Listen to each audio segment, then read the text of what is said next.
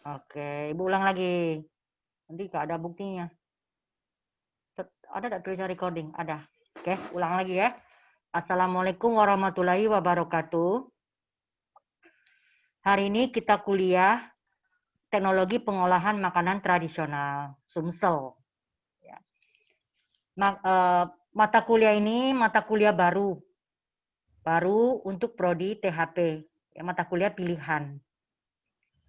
Tahun lalu tidak ada yang ngambil, tidak yang mengambil mata kuliah ini, justru yang mengambilnya adalah orang Jepang. Ini si Yosihan ini, kamu di mana sih? Di mana? Di jalan? Iya Bu, lagi nunggu kendaraan buat pulang ke Kayu Agung Bu dari Palembang. Oh, kamu kuliah di Udah jalan? nunggu dari tadi pagi. Masya Allah. Kamu bukan tinggal di Palembang, di Layo? Bukan Bu, Gimana kamu mau kuliah tengah jalan nanti? Aduh, ya sihan. Jadi begini, walaupun kamu kuliah online, sediakan waktu dan ruang khusus untuk kamu kuliah, baru bisa serius. Ibu tahu kalau yang kuliah di rumah tuh nggak serius. Ada yang duduk di atas tempat tidur, ada yang duduk di mana, ya nggak serius, betul nggak serius. Ya, tapi apa boleh buat dalam masa pandemi ini kita harus apa namanya itu kuliah seperti ini. Mungkin kamu juga nggak menginginkan, ibu juga tidak menginginkan. Ya, kuliah kayak gini nggak serius. Ya, betul-betul nggak serius. Ya, betul kan kamu di rumah gangguan banyak. Apalagi punya anak kecil, ada yang adik kecil, ponaan, tetanggo, ada yang jerit-jerit, ya. Jadi apa boleh buat, tapi terpaksa kita lakukan. Ini Oppo A12 siapa ini? Tolong ditulis namanya Oppo A12, ya. iya Bu. Jadi mata kuliah ini sebelumnya koordinatornya adalah almarhum Prof. Rindit, ibu anggotanya karena beliau sudah tiada, jadi ibu jadi koordinator, ya. Anggotanya Bu Parwiyanti. Ibu share screen dulu ya. Oke. Nah,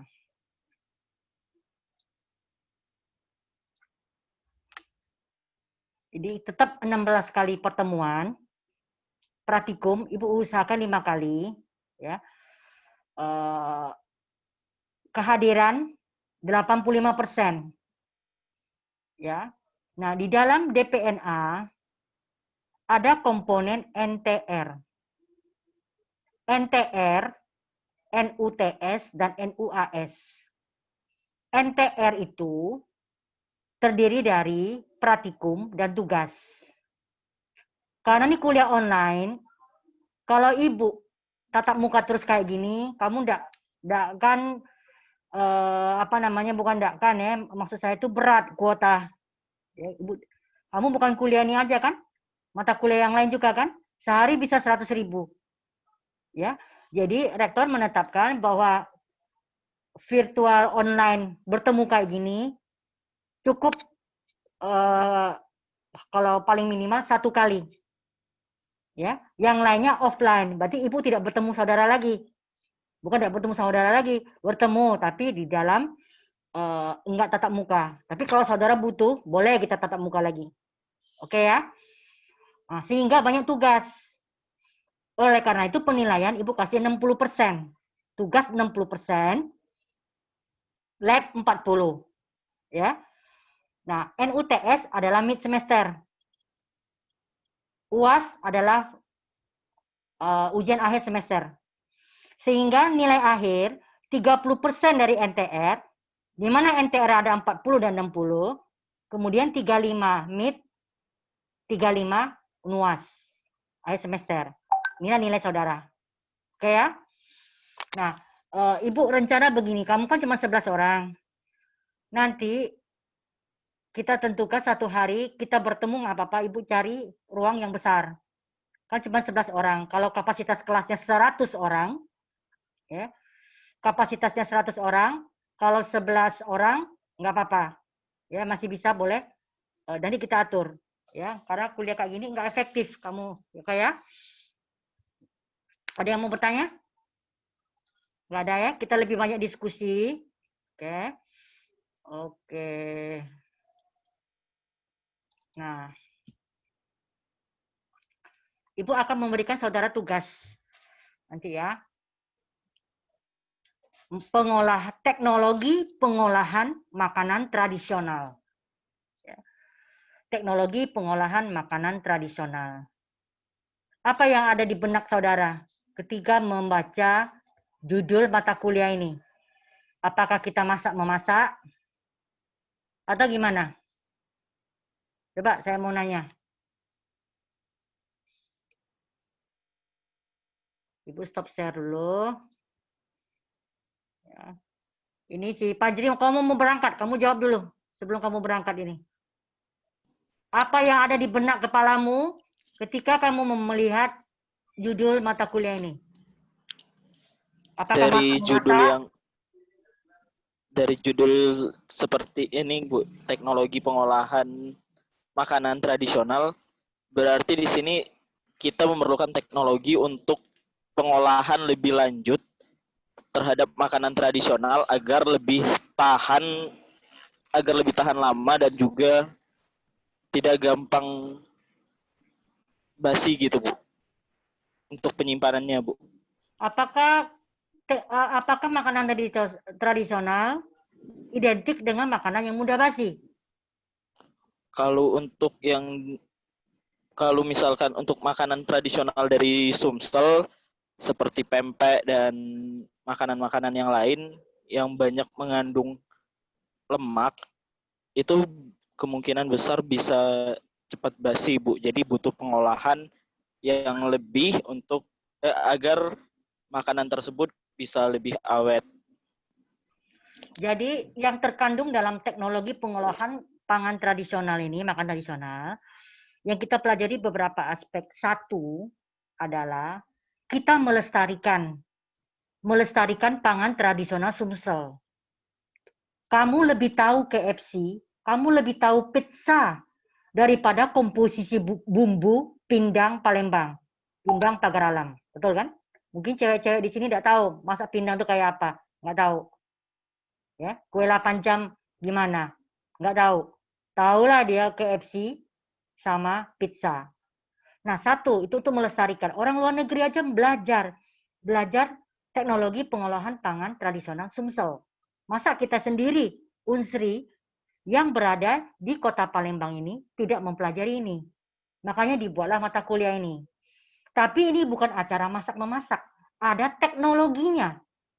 Nah, apa yang dipelajari dalam teknologi ini adalah bahwa ada pengetahuan di balik belakangnya. Pencampuran, penggunaan bahan.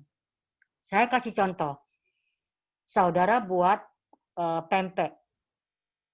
Masa tiba-tiba langsung ikan dikasih tepung, kemudian terakhir baru kasih air.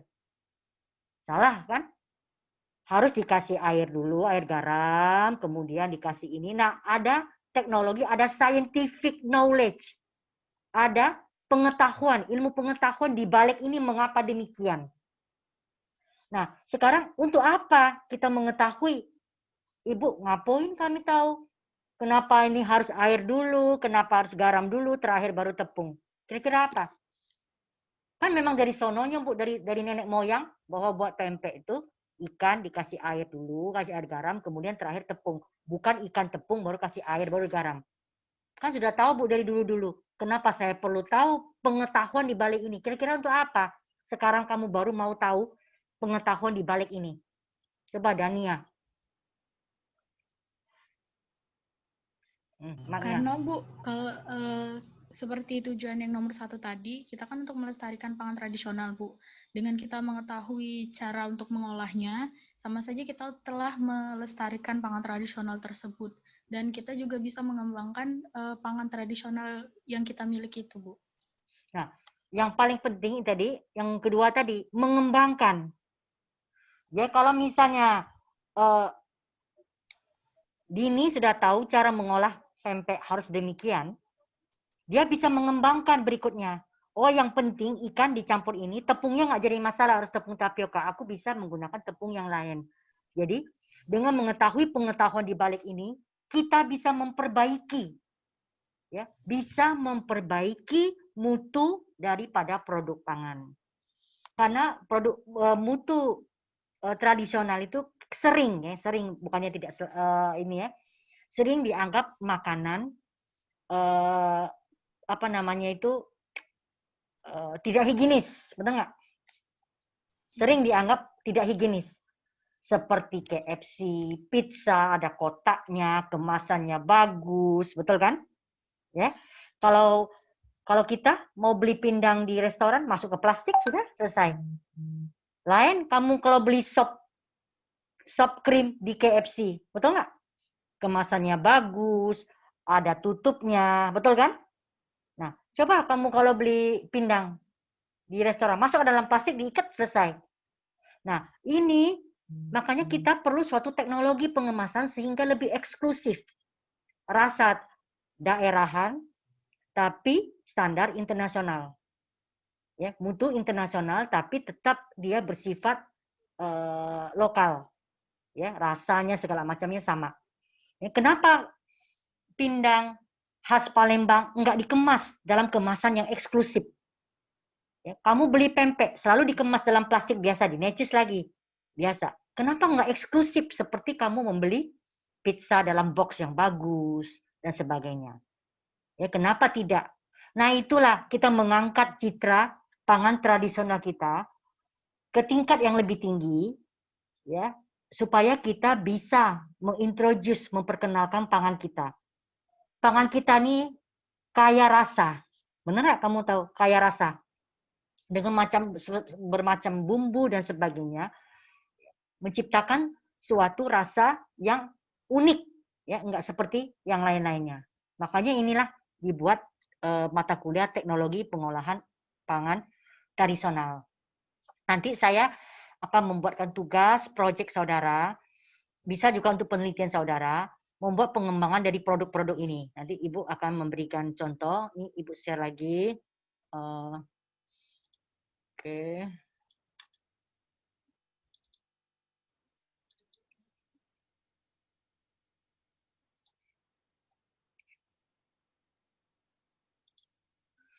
Apa yang kamu pelajari di sini, yaitu satu, jenis makanan tradisional Sumsel.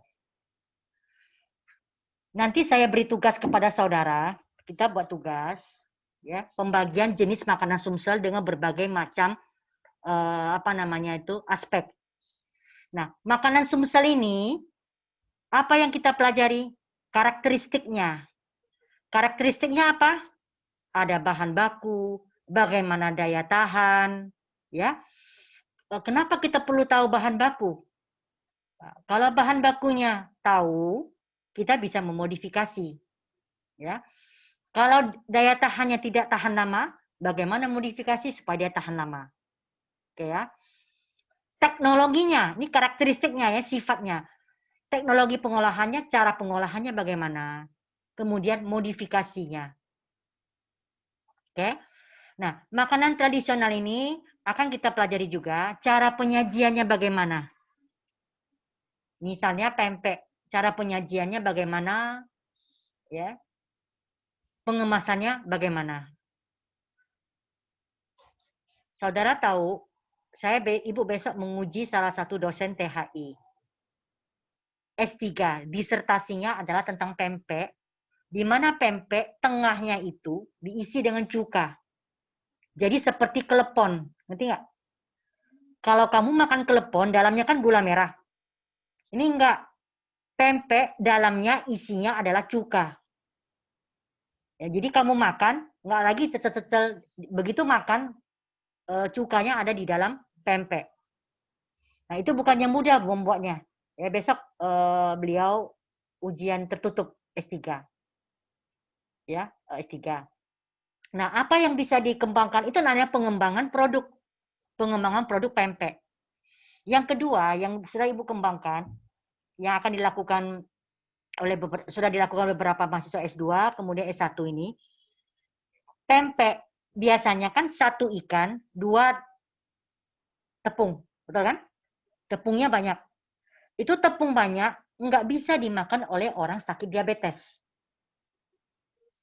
Kata yang penyakit diabetes bilang, aku nggak mau makan nasi, tapi aku makan pempek. Sama saja. Karena porsi ikan sedikit, tepungnya banyak. Nah sekarang saudara bagaimana menciptakan suatu pempek di mana tepungnya adalah tepung untuk orang sakit diabetes. Sehingga orang yang makan pempek tersebut aman mengkonsumsinya, tidak menghasilkan gula. Nah, itu sudah dilakukan oleh beberapa mahasiswa S2. Nah, sekarang kamu mendengarkan ada kampus Merdeka, Merdeka Belajar? Betul ya? Nah, Ibu sudah membuatkan proyeknya pempek indeks glikemik rendah. Pempek indeks glikemik rendah. Nanti proyeknya besar, dibagi-bagi untuk kampus Merdeka. Ya. Nah, kemudian apa inovasi? Inovasi yang lain. Kamu tahu cupcake yang ngetren sekarang? Cupcake itu adalah bolu yang taruh di mangkok, kemudian dihiasi kan? Betul kan? Dihiasi dengan apa namanya? Icing ya. Ya, krim. Nah, bisa nggak kamu membuat cup pempek? Kira-kira apa kreasinya Yosihan? Cup pempek. Kenapa kamu nggak buat? Bukan cupcake, cup pempek. Kira-kira apa yang bisa kamu kreasikan di dalam cup pempek? Ayo, siapa bisa? Ini Abdi. Abdi mukanya mana Abdi? Abdi kalau tidur siang nih. Cup pempek bisa saja. Apa isinya? Di dalamnya bisa isi pistel. Kulit luarnya adalah pempek.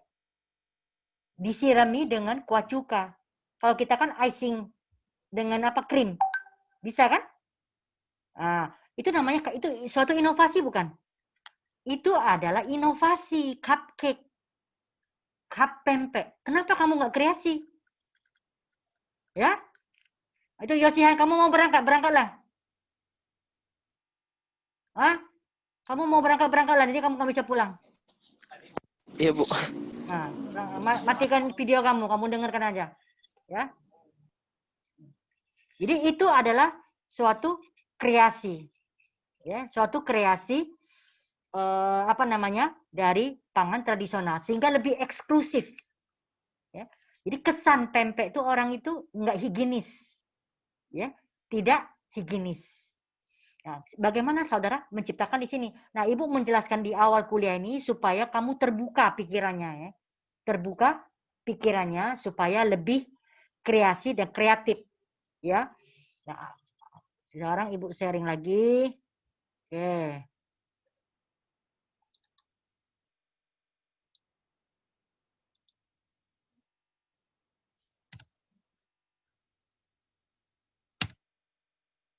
Oke. Nah, salah, satu lagi.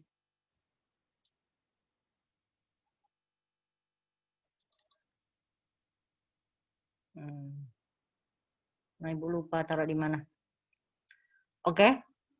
Nah,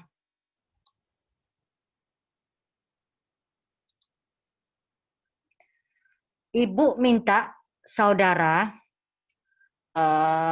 totalnya berapa orang sih? 8 ini ya. 8 orang ya. Nah, Ibu minta tugas saudara mencari, nanti Ibu masukkan ke e-learning. E-learning nanti Ibu belum isi ya, karena tadi pagi Ibu isi ke HP, Ibu udah sempat lagi. Ibu minta saudara inventarisasi dulu benar-benar berapa orang yang mengambil mata kuliah ini. Saudara bentuk grup. Menurut saudara, saudara mau berapa grup untuk diskusinya? Kita lebih banyak diskusi karena orangnya dikit. Mau 3, mau 2, atau mau 4?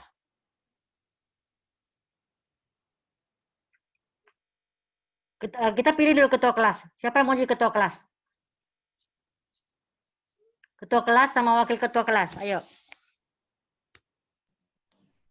Siapa mau jadi ketua kelas? Yang tukang menghubungi teman-teman. Oh, ini e-learningnya rusak. Kita pakai ini. Yang tukang hubungi itu. Siapa? Ayo, ayo. Siapa yang mau jadi ketua kelas? Mau Abdi, mau Yosihan, mau siapa lagi? Siti Albir, siapa yang mau? Mungkin Yosihan bersedia, Bu. Oke, Yosihan, ketua kelas ya. Nah, kamu mau kelompok ini berapa kelompok? 3? Ini kan 11 orang, mungkin tambah lagi 12. Kamu lebih suka satu kelompok berapa orang? Jadi kita baru bisa berapa orang. Maksud saya itu, asal jangan berdua, laki perempuan lagi tidak boleh. Ya. Jadi kalau mau 3 orang, jangan 2, minimal 3. Nah, kamu bawa berapa orang? Ya, nanti Yosihan bagi kelompok ya. Satu kelompok kira-kira minimal 3 orang, jangan 2. Ya, jangan 2. Ya, kalau 2 ada berantem, ada apa-apa, ada yang ketiga. Jadi minimal 3 orang. Nah, tugas kamu apa? Kamu catat. Ibu minta saudara menginventarisasi semua pangan tradisional di daerah Sumatera Selatan. Ya. Sumatera Selatan. Ya. Sumatera Selatan. Oke, Sumatera Selatan. Tidak hanya pempek, pindang, masih banyak lagi yang nama-nama yang lain. Ya. Nah, kemudian saudara tiap grup mengkelompokkan sendiri. Nanti Ibu minta presentasi. Contoh misalnya ya. Laila, Adinda, Tri, Adelti itu satu grup misalnya. Ya, satu grup misalnya, bertiga ini. Ibu bilang, tolong inventarisasi dan kamu klasifikasikan jenis pangan Sumsel. Kelompok Laila, Adinda, sama Tri mengklasifikasikan beberapa cara pangan tradisional. 1, mereka mengklasifikasikan berdasarkan daerah. Daerah, boleh. 2, berdasarkan bahan baku. Ya, bahan baku, misalnya bahan baku mayoritasnya ikani, atau yang umbi-umbian, atau yang apa, terserah. Yang ketiga, tadi kan berdasarkan daerah. Ya, kemudian kamu boleh klasifikasi berdasarkan jenis rasa. Misalnya makanan tradisional yang asin, asin berarti lauk pauk. Kemudian yang makanan kecil, misalnya kue 8 jam, apalagi maksuba, ya itu termasuk kelompok pangan tradisional berasa manis. Yang lauk pauk lain juga, pindang, apalagi brengkes tempoyak dan sebagainya, itu termasuk pangan. Jadi kamu sendiri yang mengklasifikasikan, nanti saudara mempertahankan sendiri kelompoknya ini mana yang paling tepat. Misalnya kita bilang klasifikasi apa namanya itu, klasifikasi lemak ada 2 yang paling besar, lemak hewani, lemak nabati, 2 kan. Tapi ada yang berdasarkan lemak cair atau padat, short fat apa yang oil. Nah, terserah saudara mengklasifikasikan. Oh, misalnya Yosiha mengklasifikasikan jadi 2 pangan tradisional, Bu. 1 pangan tradisional untuk lauk pauk, untuk menu makanan, ya. Kemudian 1 untuk snack, untuk makanan kecil. Ya, makanan kecil misalnya apa? Kue-kuean. Dia berdasarkan 2. Tapi ada yang berdasarkan bahan baku, boleh. Atau ada yang berdasarkan daerah. Oh, daerah ini, Bu, bagian Ogan, bagian yang mana, barat atau timur, Sumatera Selatan ini dibagi. Sumatera Selatan ini ada dibagi lagi kan, bagian barat, apa yang timur, yang daerah mana. Boleh. Jadi masing-masing saudara menginventarisasi, kemudian saudara klasifikasikan. Nanti masing-masing pertahankan yang mana. Kalau menurut Ibu, oh semuanya boleh. Berdasarkan bahan baku, berdasarkan ini, boleh.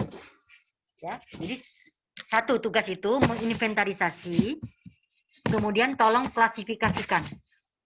Ya, tolong klasifikasikan. Yang ketiga, tugas ini bukan harus minggu depan kumpul. Lama ini, sedikit-sedikit. Ya, kita. Jadi 1, tadi apa? Inventarisasi, Ibu catat. 2, klasifikasi ya. Yang ketiga, 3. Ya. Ibu minta saudara mencari gambarnya. Ya. gambarnya. Mungkin ada yang belum pernah melihat. Ada enggak ya, mungkin sebagian yang pernah melihat, ada yang belum. Misalnya makanan yang jarang kita temukan itu, misalnya makanan khas Palembang tuh misalnya yang jarang ada tuh ragit. Ada yang pernah lihat ragit kan? Pernah ya? Ada yang belum pernah makan? Nah, Laila belum pernah makan. Nah, belum dia. Bentuknya kayak apa ragit? Segi empat, segi bulat. Nah, makannya bagaimana? Dia nggak tahu. Kalau Dini tahu tadi. Ya. Nah, jadi ibu minta cari fotonya. Ya. Kalau kamu nggak punya foto, jangan ambil di internet. Kamu boleh ke pasar apa mana fotoin. Nah, ini bu ragit. Nah, kamu fotoin, presentasikan. Ya, Laila itu udah tahu ragitnya kayak apa. Kemudian, ya, kemudian kamu tulis bahan bakunya. Misalnya ragit bahan bakunya tepung terigu. Yang pokok-pokok saja. Jangan semuanya tulis garam, merica, nggak usah. Yang pokok aja, bahan bakunya terigu. Selesai. Oke.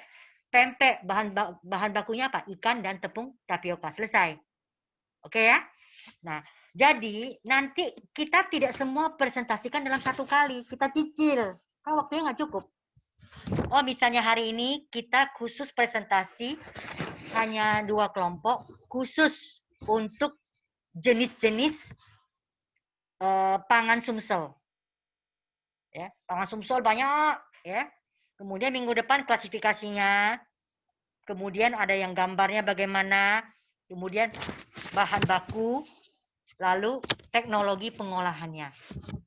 Nah, pengolahannya Ibu minta saudara bukan ambil dari internet, betul-betul misalnya nanti boleh lihat di internet, tapi tanya kepada orang tua atau orang yang pernah membuatnya, lebih tahu. Ya, yang umumnya dilakukan oleh orang. Oke. Nah, itu tidak sekaligus ya. Tidak sekaligus dikumpul. Nah, itu bisa nanti kita bisa jadikan suatu acuan, reference bagi mahasiswa THP nanti. Oh, pangan tradisional itu klasifikasinya bisa berdasarkan 4 kriteria. 1, bahan baku. 2, daerah. 3, berdasarkan rasa. 4, berdasarkan apa? Cara pengolahan misalnya. Oh, kan saudara kan sering baca, oh, klasifikasi ini ada yang berdasarkan ini. Misalnya beras. Klasifikasi berdasarkan bentuk, ada bentuk bulat, panjang. Kalau klasifikasi berdasarkan kadar amilosa tinggi, sedang, rendah. Kemudian klasifikasi beras berdasarkan apa? Kepulenan, ada yang pulen, tidak pulen. Jadi banyak klasifikasi, nggak apa-apa. Nanti kita jadikan bahwa angkatan ini mengklasifikasikan pangan Sumsel berdasarkan 4 macam. Oh, berdasarkan ini apa? Ya, jadi Ibu minta kamu explore makanan daerah di sini. Ya. Jadi saudara lebih banyak ke lapangan, bukan ke lapangan ya, mencari browsing, tanya kepada orang tua dan sebagainya. Nah, dan yang terakhir ada sejarahnya. Kalau saudara bisa menggali, sejarahnya bisa menggali. Tidak semua punya sejarah. Kemudian ada kekhususan. Nanti ya kekhususan. Maksudnya kalau pangan ini ya khusus disajikan misalnya pada saat acara seremonial apa. Ya, ada enggak? Tapi tidak semua pangan, yang ada aja. Yang ada aja. Ya, misalnya apa? Contoh. Misalnya kue 8 jam maksuba itu lebih banyak disajikan pada saat hari-hari besar, betul kan? Ya, hari raya, hari hajatan orang, pernikahan atau apa ya, hari-hari yang punya hajatan. Ya, tidak sehari-hari dijadikan makanan biasa, pada hari-hari tertentu. Ya, lain dengan klepon yang biasa itu kamu makan tiap hari, gandos kan, tiap hari kamu ada. Tapi kalau itu banyak pada hari-hari hari-hari besar disajikan, hari raya dan sebagainya. Oke ya. Jadi ini banyak tugasnya ini. Ya. Nanti Ibu akan upload di web, di e-learning kalau dia sudah stabil.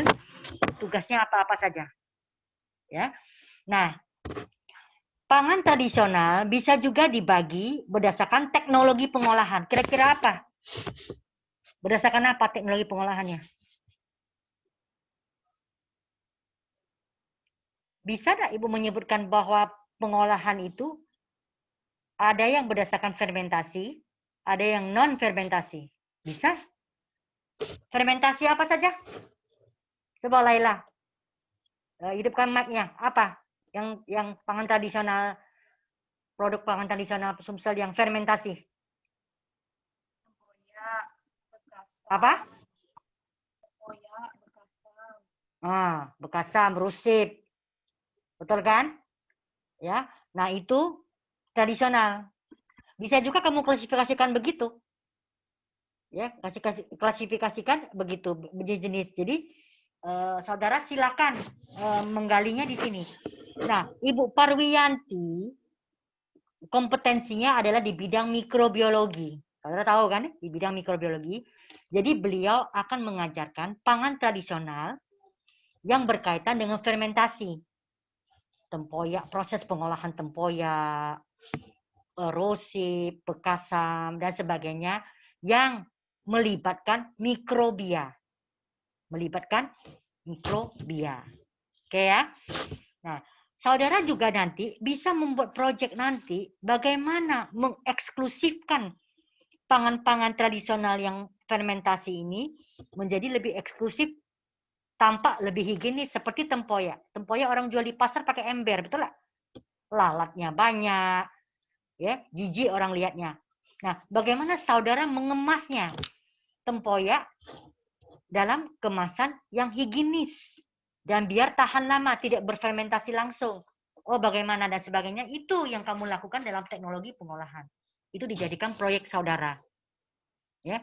Jadi maunya Ibu namun nanti setelah selesai kuliah ini, kamu bisa berkreasi, siapa tahu kamu menjadi seorang teknopreneur.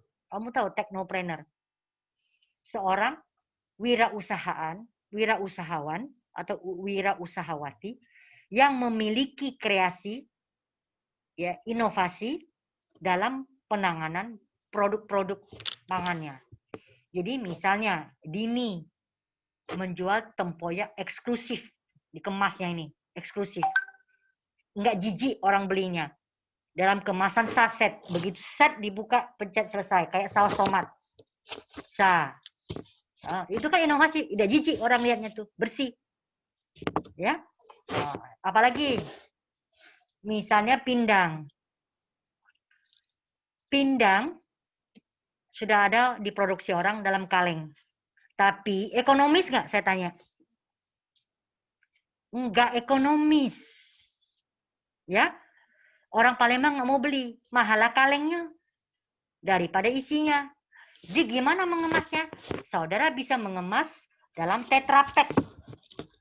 Tetra Pak itu kayak apa? Oh, seperti kemasan-kemasan abon dan sebagainya. Yang standing pouch, plastik yang bisa berdiri itu. Ya, seperti pada sabun-sabun tuh ada yang bisa berdiri kan sabun itu. Nah, itu kemasan dalam situ. Begitu tinggal sobek, selesai. Ya. Caranya bagaimana? Kuahnya itu dikentalkan, mengawetkan pindang.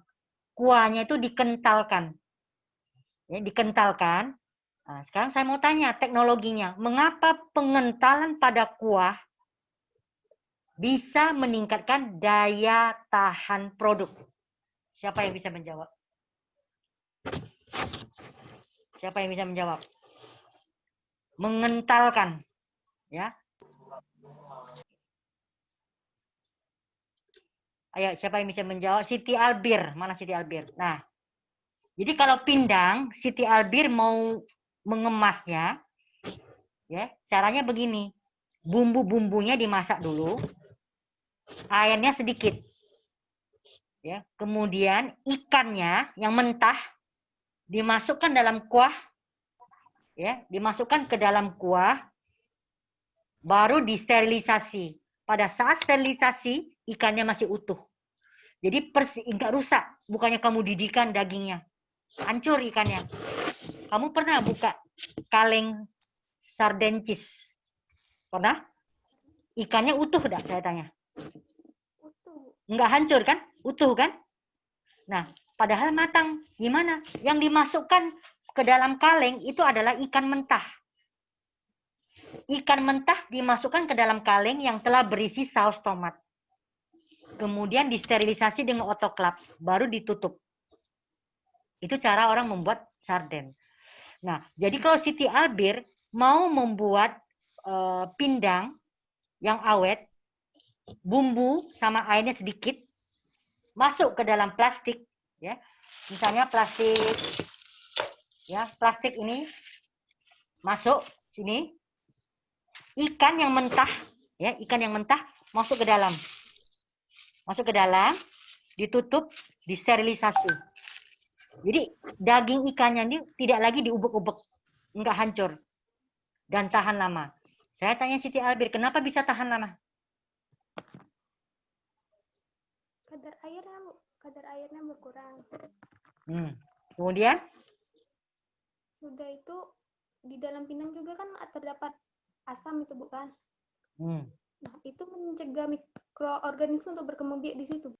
Nah, betul. Jadi dikentalkan, tapi pada waktu makan,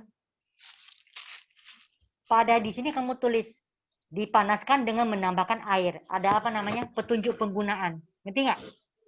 Ya, memang pada waktu dikemasan kuahnya sedikit, ya. Kuahnya sedikit, tapi pada waktu kamu mau konsumsi, kamu kan mau panaskan kan? Ditambahkan air sebanyak 50 ml, dididihkan. Jadi ikannya tidak rusak lagi. Nah, itulah teknologi pengolahan makanan tradisional. Bukannya ikannya dimasukkan dalam panci, kamu didihkan, baru kamu kemas. Nggak bisa. Selama ini kamu nggak tahu kan? Bahwa kuahnya sudah jadi, ikan mentah dimasukkan, baru disterilisasi. Dibalik. Bukan seperti kamu masak pindang di rumah. Betul kan? Kamu masak pindang di rumah kan? Ikannya dimasukkan dulu. Dididihkan. Nah, terbalik kalau untuk teknologi pengawetan ini, ikannya belakangan. Jadi ikannya utuh masuk dalam kaleng atau kantong, disterilisasi. Jadi bukan ikan direbus dulu masuk ke dalam, enggak, dibalik. Tujuannya apa? Satu, ya, ikannya tidak hancur. Daging ikannya tidak hancur, gizinya tetap. Ya, dibalik. Nah, itulah yang perlu kamu pelajari dalam ini untuk mengawetkan daripada produk-produk teknologi produk-produk hasil pertanian.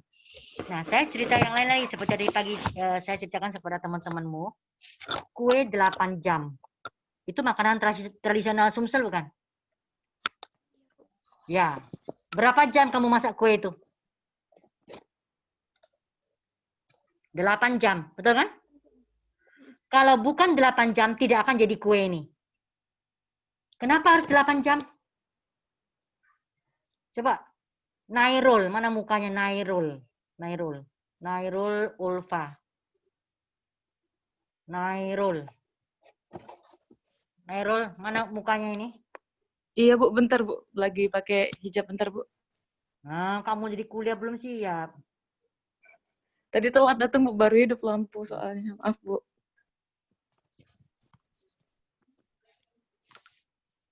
Nah, udah yang lain dulu. Adinda. Silakan Adinda. Tadi Ibu pertanyaan Ibu apa tadi lupa Ibu? Apa namanya? Pertanyaan Ibu apa tadi lupa? Pertanyaannya apa tadi Ibu? Ibu mau tanya siapa tadi? Si siapa tadi? Si Nairul tadi? Nah, Ibu lupa lagi. Harus 8 Tentang apa? jam? Tentang Kue 8 jam. ya. Kue 8 jam. Kenapa harus 8 jam, Adinda?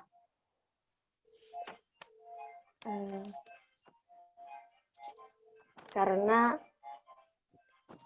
bahan-bahan yang kan itu telur. Jadi telurnya itu banyak. Jadi prosesnya butuh waktu yang lama. Telur sama gula. Nah. Kue 8 jam, warnanya apa? Coklat. Kuning kecoklatan. Coklat itu akibat dari reaksi Maillard. Ya, Maillard, Browning. Kalau dia tidak 8 jam, dia tidak akan secoklat itu. Dia akan pucat. Misalnya, Bu, aku udah mau 8 jam, Bu. Aku 1 jam, Be. Kue yang kamu hasilkan pucat. Tidak coklat. Karena Maillardnya belum sempurna terjadi. Nah, sekarang tugas kamu itu apa? Bisa tidak kamu memperpendek 8 jam itu menjadi 1 jam atau 2 jam atau 3 jam, tapi hasilnya sama. Seperti kalau kamu masak 8 jam. Bisa. Bisa. Dengan mempercepat reaksi Maillard. Diakselerasi. Dipercepat dengan menambahkan asam. Ya. Nah, dipelajari berapa persen asam yang harus ditambahkan sehingga reaksi Maillard bisa cepat terjadi, tapi sensorisnya tidak terpengaruhi. Masa kuenya jadi masam? Nah, itulah tugas kamu sebagai peneliti dalam melakukan penelitian untuk mempercepat reaksi Maillard untuk aplikasikan pada kue 8 jam ini. Ya. Nah, itulah teknologi pengolahan makanan tradisional. Jadi bukan hanya masak-memasak, tapi ada teknologi di dalamnya, dilibatkan. Ya, seperti Ibu cerita tadi, pempek untuk orang sakit diabetes, kue 8 jam yang efektif hanya masak 1 jam saja. Ya, bahan bakunya bagaimana? Seperti contoh ragit. Siapa tahu ragit terbuat dari apa? Siti Albir, ragit terbuat dari apa? Belum pernah itu, Bu. Dari apa? Tidak tahu, Bu, ragit. Ah, tidak tahu kamu.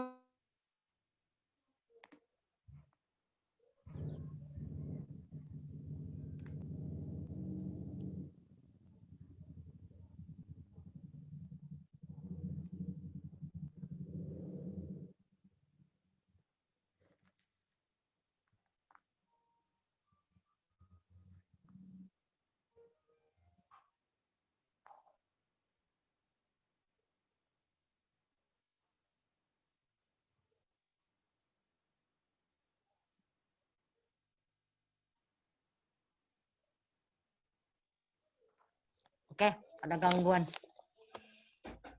Tadi sampai di mana, Ibu? Oh, ragit. Siti Albir, kamu pernah makan ragit? Belum, Bu.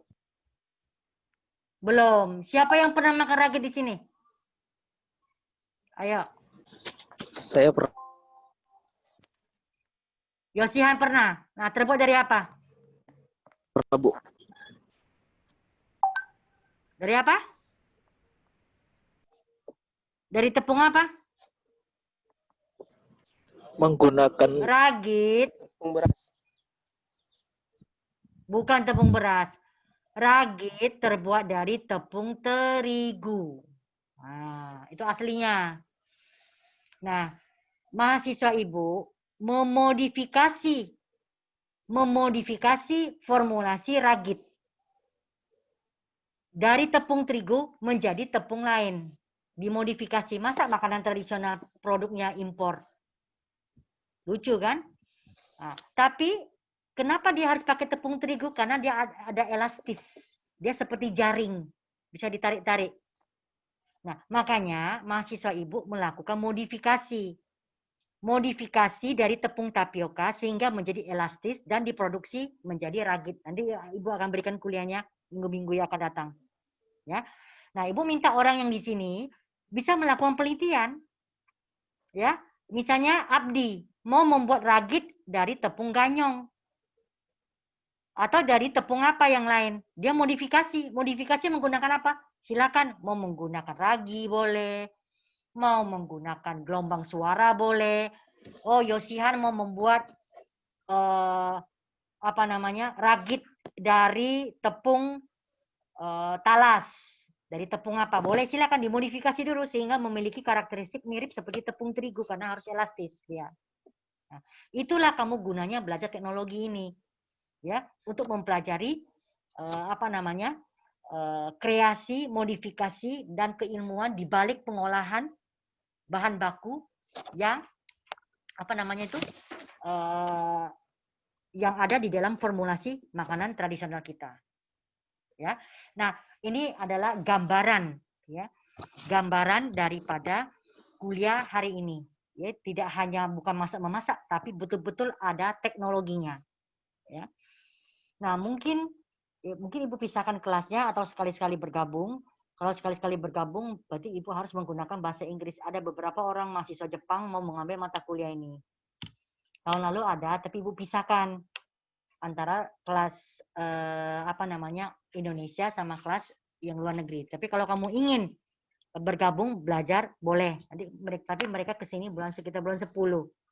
Ya, karena sekarang masih masa libur. Ada yang mau bertanya?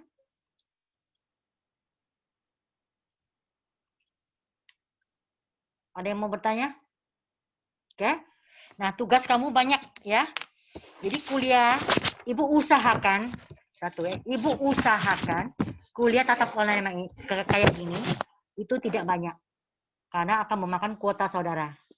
Ya, nanti kuota saudara habis. Ya. Jadi Ibu lebih banyak nanti tetap online tapi tidak pakai video. Ada di e-learning supaya menghemat kuota saudara. Ya. Nah, nanti kalau sudah masa zona hijau, enggak lagi pandemi ini, kita sesekali kuliah di kelas. Ya, sesekali kuliah di kelas. Karena kamu cuma orang 11, bisa menggunakan kelas yang besar yang isinya 100 tapi diisi 10 orang. Ya, enggak apa-apa. Jadi mungkin sekali atau 2 kali tatap muka. Kalau sudah zona hijau. Kalau masih zona merah atau oranye enggak Ibu izinkan. Oke ya? Jadi Ibu usahakan tatap muka kayak gini tidak banyak karena nanti menghabiskan kuota saudara. Ya. Nah, minggu depan tolong saudara lihat di e-learningnya ya. Di e-learningnya nanti Ibu tugas-tugas yang Ibu kasihkan tadi kamu catat. Nanti Ibu di topiknya Ibu akan tuliskan tugas yang ini adalah klasifikasi berdasarkan ini. Tugas yang ini adalah bahan bakunya. Tugas ini adalah gambarnya. Topik yang sekian ini adalah cara pengolahannya dan sebagainya. Enggak sekaligus, tapi kita pilah-pilah. Oke ya, ada yang mau bertanya? Sebelum Ibu mengakhiri, kuota kamu udah 1 jam ini. Habis duitnya beli kuota. Ada yang mau bertanya, Dek? Ini Laila, udah kedengaran suaranya, Laila?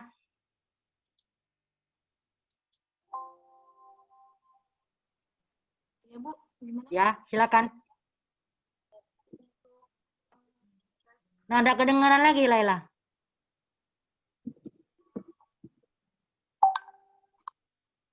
Kalau diketik gimana? Apa?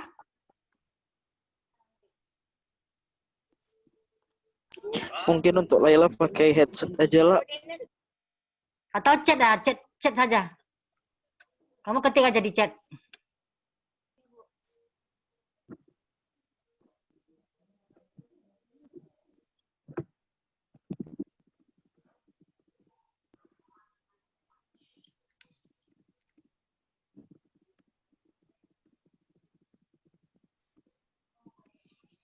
Adinda tuh ada di mana? Palembang atau Layo? Ibu mau lihat ke daerah kamu di mana? Ada di Muara Enim, Bu. Muara Enim. Tri Adelti? Di rumah 4 bulan kan. Tanjung Raja. Di mana? Tri Adelti di mana? Kok bergoyang-goyang di mobil ya kamu ya? Oke, udah bisa jawab dia. Dini di mana? Kalau Dini di Di Indralaya. Tanjung Raja, Bu. Dania? Di Batu Raja, Ibu. Batu Raja. Siti Albir? Nah, nggak kedengeran Ibu, Siti Albir. Di Banyuasin, Bu. Banyuasin. Abdi?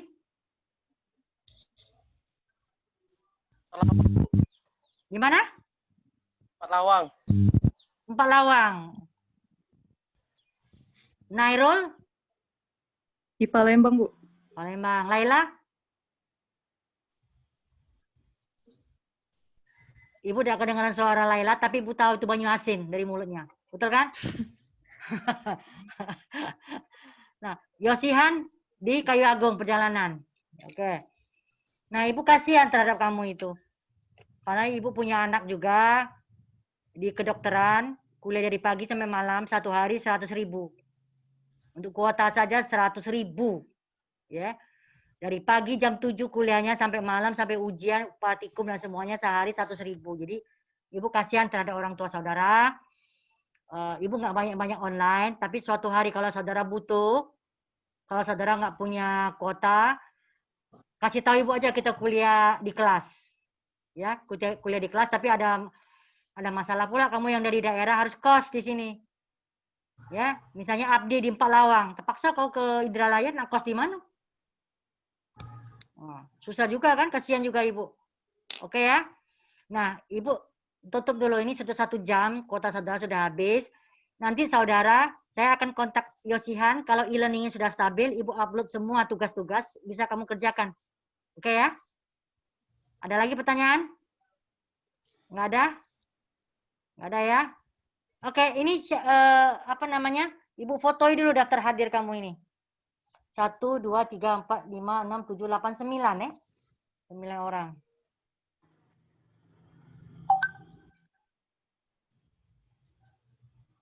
Oke. Bukti kamu bahwa sudah hadir kuliah perdana hari ini. Oke ya? Oke, terima kasih. Boleh WA Ibu kalau ada masalah atau apa. Lihat aja di e-learning ya. Ibu usahakan online tidak banyak. Oke. Wassalamualaikum warahmatullahi wabarakatuh. Waalaikumsalam warahmatullahi wabarakatuh. Warahmatullahi wabarakatuh. Waalaikumsalam warahmatullahi wabarakatuh.